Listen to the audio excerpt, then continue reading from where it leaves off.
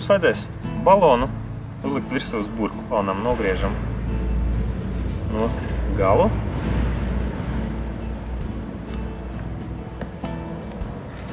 Un balonu uzmaucam virsū uz burkas.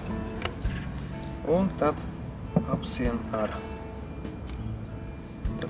gumiju.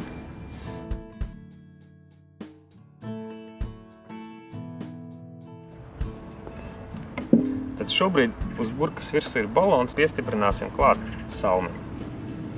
Salmiņam apgriež abas puses slīpi. Tā.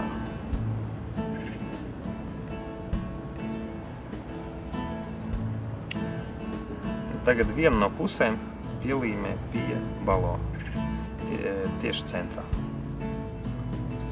To mēs varam izdarīt ar skoču. Tad mums pats barometrs ir izveidots, vajag tam pielikt klāt vēl arī skalu.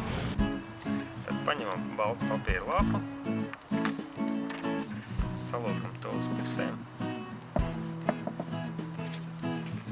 Un tad vēl katru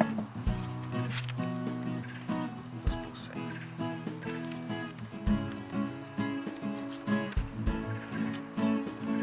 Un iegūstam šādu te mēra skalu. Mums ir barometrs, mums ir skala.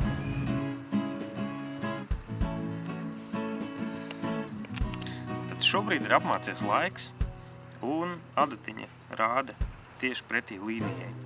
Bet, ja ārā kļūst saulains un spiediens palielinās, tāda ārējais spiediens iespiež gumiju nedaudz iekšā un adatiņa paceļās uz augšu. Tas uzrādīs saulaini.